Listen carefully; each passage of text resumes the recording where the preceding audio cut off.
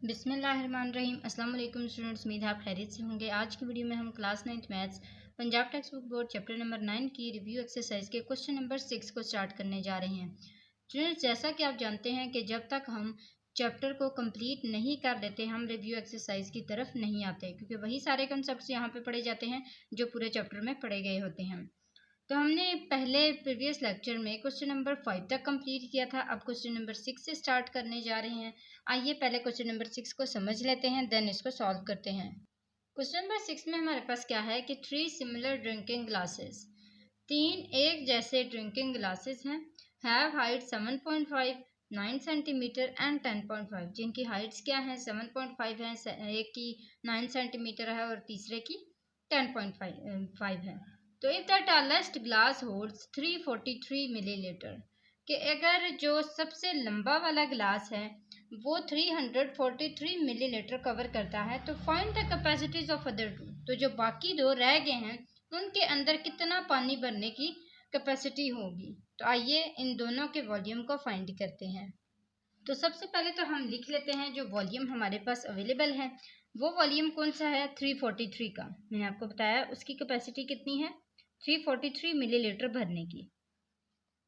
अब जब पहला वॉल्यूम हमारे पास 343 है, तो यहाँ पे देखें कि जो पहला हमारे पास जो पहली लेंथ है जो टॉलेस्ट है, उन्होंने यही बोला था ना कि टॉलेस्ट ग्लास की 343 है। अब इसमें ये 7.5 में 9 और 10.5 इनमें सब में देखें कि इसकी लेंथ सबसे ज़्यादा है।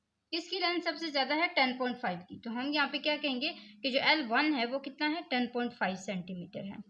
अब इसी के साथ हम एक को L2 और एक को V2 कंसिडर कर लेंगे।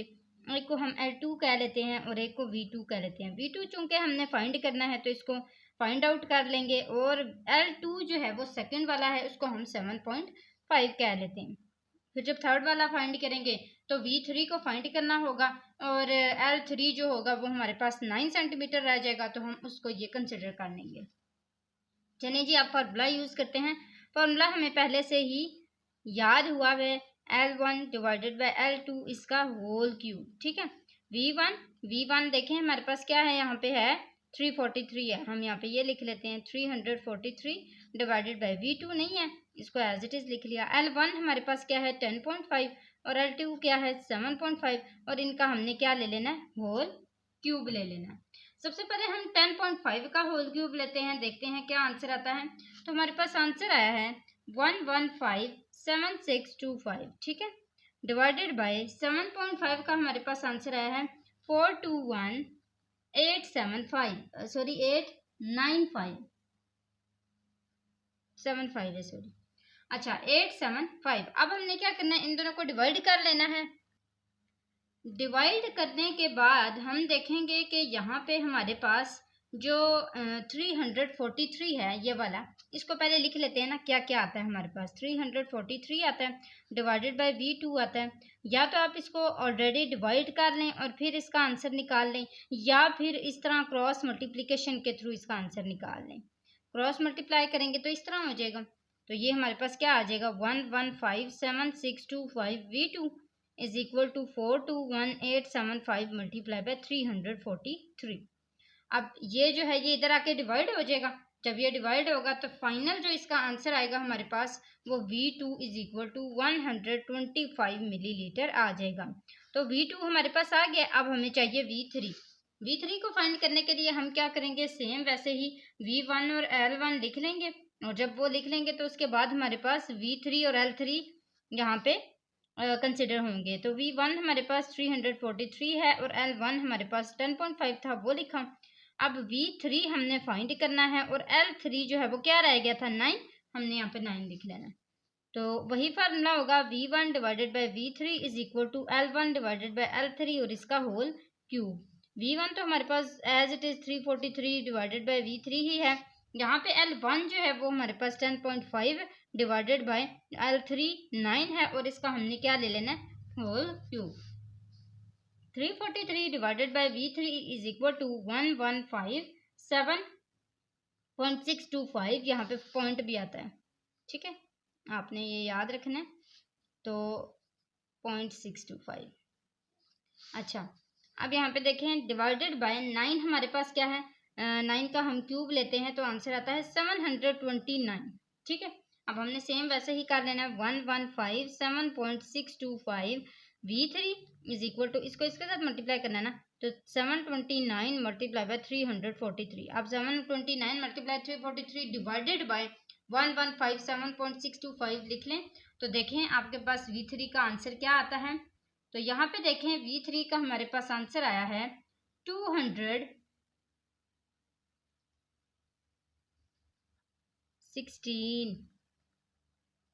तो ये हमारे पास आ चुका है V3 का आंसर और ये वाला आंसर आया था V2 का। इसके साथ हमारा क्वेश्चन नंबर 6 कंप्लीट होता है। क्वेश्चन नंबर 7 की तरफ आ जाते हैं। क्वेश्चन नंबर 7 के हमारे पास पार्ट्स हैं, पहले इसको समझ लेते हैं कि a toy manufacturer produces model cars which are similar in every way to actual cars। एक टॉय मैन्युफैक्चरर है जिसने कार्स बनाए हैं वो बिल्कुल एक्चुअल कार्स के सिमिलर हैं, एक जैसे हैं। If the ratio of the door area of the model of to the door area of the car is 1 centimetre to 2500 centimetre, अगर उसका जो डोर है वो इतना हो तो फिर फाइंड करें the ratio of their lengths, उसकी लेंथ्स की रेशियो को। इसी तरह ratio of the capacities of their petrol tanks, उसके जो पेट्रोल टैंक्स के भरने की कैपेसिटी है वो कितनी होगी। और the width of the model, model का विड्थ क्या है। If the actual car is 150 centimetre wide, अगर उसकी जो एक्चुअल कार की हमारे पास विड्थ है वो 150 सेंटीमीटर हो तो। और the area of the rear window of the actual car if the area of the rear window of the model is 3 centimetre square. ये हमें एरिया भी दे दिया गया है। अब हम एक एक करके पार्ट्स को फाइंड करते जाएंगे। सबसे पहले ए पार्ट यानी कि जिसमें हमने रेशियो ऑफ देयर लेंथ्स को फाइंड करना है। चूंकि हमने इसकी लेंथ्स को फाइंड करना है तो हम क्या करेंगे, हम इसकी लेंथ्स को फाइंड करने के लिए एरिया का फार्मूला यूज करेंगे। ऐसे ही है, एरिया का फार्मूला यूज करके एरिया को तो साइड पे रख लेंगे, एरिया हमारे पास अवेलेबल है ऑलरेडी ही। वो जब हमने स्टार्ट में स्टेटमेंट पढ़ी थी वहाँ पे हमें कहा गया था ना 1 सेंटीमीटर टू 2500 सेंटीमीटर, वो इसका एरिया ही था ना, यहाँ पे देखें एरिया ही था। तो हम इसको फाइंड करके इसकी लेंथ को फाइंड करने की कोशिश करेंगे। अब यहाँ पे देखें हमारे पास फॉर्मूला क्या है, A1 divided by A2 is equal to L1 divided by L2 का होल स्क्वायर। A1 हमारे पास क्या है 1 है और A2 हमारे पास क्या है 2500। हमने इसका क्या करना है L1 डिवाइडेड बाई L2 ले लेना, तो L1 डिवाइडेड बाई L2 उसका होल स्क्वायर। अब इस होल स्क्वायर को कट करने के लिए हम क्या करेंगे, taking square root on both sides, square square root से कैंसिल हो जाएगा, स्क्वायर रूट 1 का आंसर 1 ही आएगा ना, और स्क्वायर रूट 2500 का क्या आंसर आएगा 50। तो हम यहाँ पे क्या लिख लेंगे 50 is equal to L1 divided by L2। अब हम इसको इस तरह लिख सकते हैं ना, L1 ratio L2 is equal to 1 ratio 50। तो ये हमारे पास इसकी लेंथ फाइंड हो चुकी है। ये इसका जो पहला पार्ट था ए वाला वो है। अब हमने कैपेसिटीज को फाइंड करना है। कैपेसिटीज को फाइंड करने के लिए कौन सा फॉर्मूला यूज किया जाता है, वॉल्यूम का। तो V1 divided by V2 is equal to L1 divided by L2 का होल क्यूब। अब हमने वॉल्यूम के लिए लेंथ को पुट करना है, तो यहाँ पे V1 divided by V2 as it is आ जाएगा। और लेंथ हमारे पास क्या है, एक 1 है और दूसरी 50 है, इसका हमने क्या ले लेना है whole cube. V1 divided by V2 is equal to 1 divided by 50 यानी कि 1 डिवाइडेड बाई 50 का हमने क्यूब ले लेना है। तो हमारे पास आंसर आ जाएगा 12530। ठीक है, ये हमारे पास इसका आंसर आ गया है। किसका, हम ऐसे लिख सकते हैं V1 ratio V2 is equal to 1 ratio 12530। ये इसकी क्या है, कैपेसिटीज हैं। ये हो गया है इसका सेकंड पार्ट। नेक्स्ट हमारे पास इसकी विड्थ की बात की गई है, तो हमने इसकी विड्थ को फाइंड करने के लिए सबसे पहले L1 और L2 लिखने हैं। तो हम यहाँ पे लिख सकते हैं कि जो इसकी एक्चुअल कार की विड्थ है वो कितनी है 150 सेंटीमीटर, यही है। तो हम यहाँ पे लिख सकते हैं कि L1 और रेशो L2 जो है वो किसके इक्वल था, 1 रेशो 50 के इक्वल था। अब हम इसी के साथ L1 divided by L2 is equal to 1 divided by 50 लिख सकते हैं ना, 1 डिवाइडेड बाई 50। अब जहाँ पे 1 है वहाँ पे हम क्या लिखेंगे, वो एक्चुअल कार की हम विड्थ को लिखेंगे, वो क्या है 150 है। तो हम लिख सकते हैं ना L1 is equal to L2, यानी कि L2 की जगह हम क्या लिख सकते हैं, 150 लिख सकते हैं। L2 इधर जाके क्या हो जाएगा, मल्टीप्लाई, यानी कि ऐसे हो जाएगा, L1 डिवाइडेड बाई L2 की जगह आ जाएगा 150। मैं अगेन लिख लेती हूँ, L1 divided by 150 is equal to 1 divided by 50। ये 50 उधर जाके 150 उधर जाके मल्टीप्लाई हुआ तो हमारे पास क्या आ गया, 1 डिवाइडेड बाई 50 मल्टीप्लाई बाई 150। अब यहाँ पे देखें, जब ये दोनों आपस में कट होंगे तो ये हमारे पास क्या आएगा, 51 डिवाइडेड बाई 53 डिवाइडेड बाई 150। तो L1 का आंसर क्या आ जाएगा, 3 सेंटीमीटर। ये हमारे पास आ गई है इसकी लेंथ। अब आगे है क्या है, the area of the rear window of the actual car is. तो हमने एरिया को देखना है यहाँ पे कि एक्चुअल कार की जो विंडो है, अगर area of rear window of the model is 3 centimetre, यानी कि सेम वैसे ही होगा जैसे भी हमने लेंथ निकाली है ना, इसी तरह हमने एरिया को लिखना है। यहाँ पे हम लिख लेते हैं A1 डिवाइडेड बाई A2, जो कि हमारे पास पहले भी था, वो क्या था, 1 डिवाइडेड बाई 2, 2500 पहले था ना हमारे पास, जो हमने यहाँ पे पुट भी किया था। अब उसको लिख के हमने A1 जो है उसमें उन्होंने क्या बताया, उन्होंने बताया ना कि अगर एरिया रियर विंडो का मॉडल का कितना हो, 3 हो, तो हम यहाँ पे क्या लिख लेंगे, A1 हमारे पास क्या है, 3 है, divided by A2 is equal to 1 divided by 2500। 3 उधर जाके 2500 के साथ मल्टीप्लाई होगा जब क्रॉस मल्टीप्लिकेशन होगी, तो A2 is equal to 2500 multiply by 3 हो जाएगा। हम इसको मल्टीप्लाई करते हैं और देखते हैं A2 का आंसर क्या आता है, 7500 आता है। अब A2 is equal to 7500 centimetre का स्क्वायर आएगा ना, एरिया हमेशा स्क्वायर में ही होता है। तो ये हमारे पास इसके 4 पार्ट्स आ चुके हैं, जो मैंने बॉक्सेस में लिखे हैं, ये इसके सारे के सारे आंसर हैं। क्वेश्चन नंबर 7 हो चुका है। क्वेश्चन नंबर 8 की तरफ आ जाते हैं।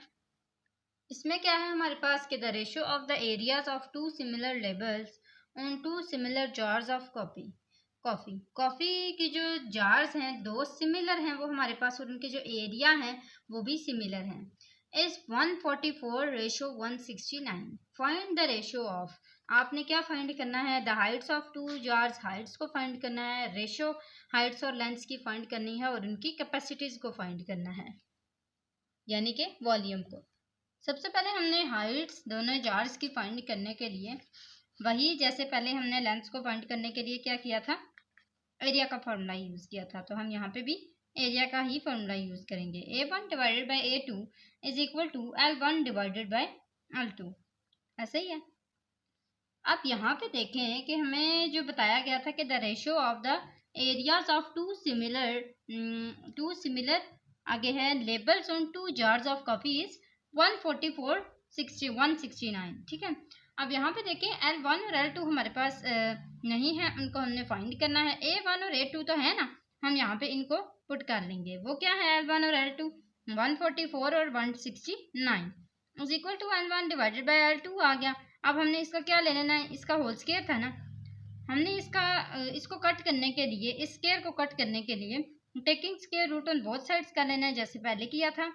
स्क्वायर रूट से कैंसिल हो गया। स्क्वायर रूट 144 किसके इक्वल होता है, 12 टाइम 144 होता है, और 13 टाइम 169 होता है।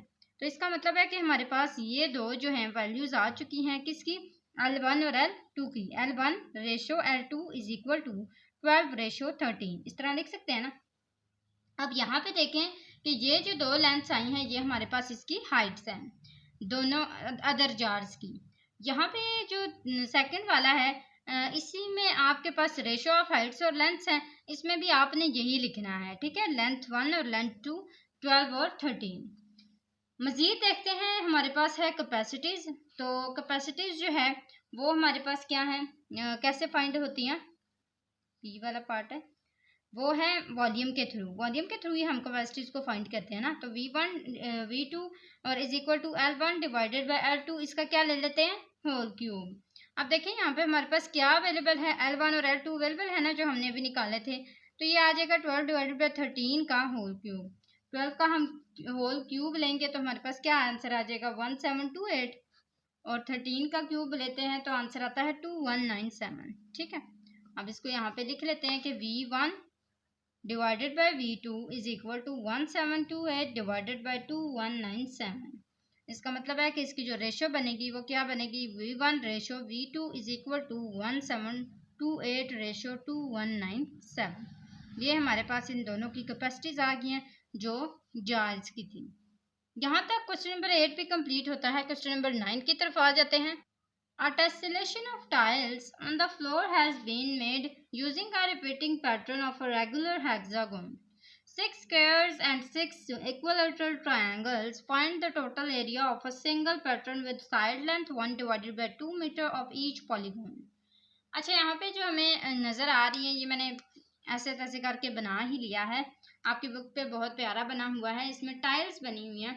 पहले भी मैंने आपको टेसिलेशन के बारे में अच्छे से बताया था कि जब हमारे पास एक पूरी फ्लैट यानी कि टाइल्स हों, लेकिन वो हमें नज़र ऐसे आ रही हों जैसे एक शीट बिछी हुई है, ठीक है, यानी कि उसमें ऐसे ही बॉक्स बने हुए हैं। ऐसा नहीं लगता कि उसके अंदर कोई हमारे पास गैप है, नहीं ना लगता, बिल्कुल ऐसा लगता है एक शीट बिछी हुई है।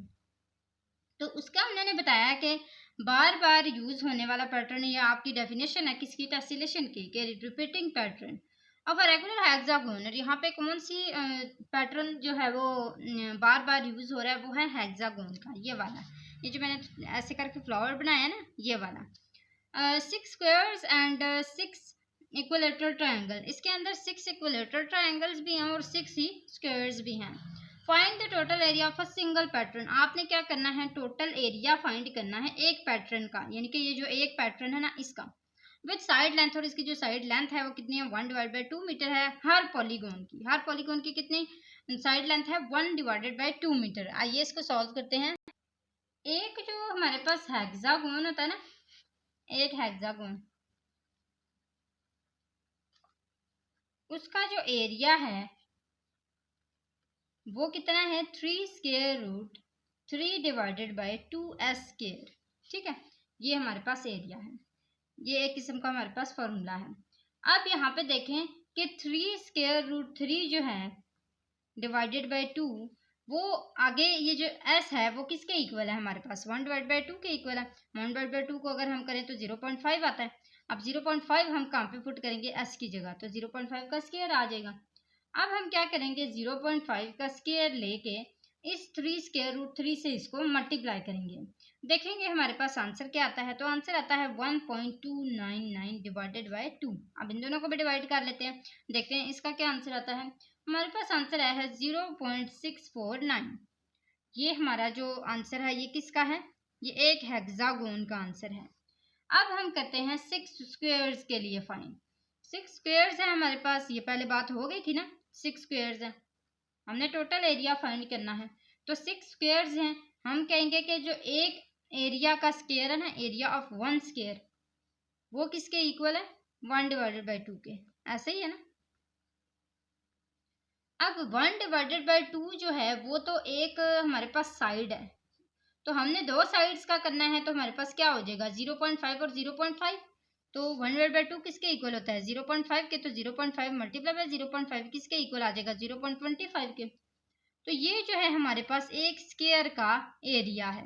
ऐसे ही होता है ना, लेंथ मल्टीप्लाई बाई विड्थ, तो लेंथ उसकी है ही 1 डिवाइडेड बाई 2। अब हमने क्या करना है, 1 डिवाइड बाई 2 को डबल कर लेना है, तो हमारे पास आंसर आ जाएगा। लेंथ मल्टीप्लाई बाई विड्थ ही होता है ना एरिया, एरिया ऑफ स्क्वायर। अब देखें A2 जो है वो हम कैसे फाइंड करेंगे। 6 स्क्वायर्स का जो एरिया है वो हमने फाइंड करना है।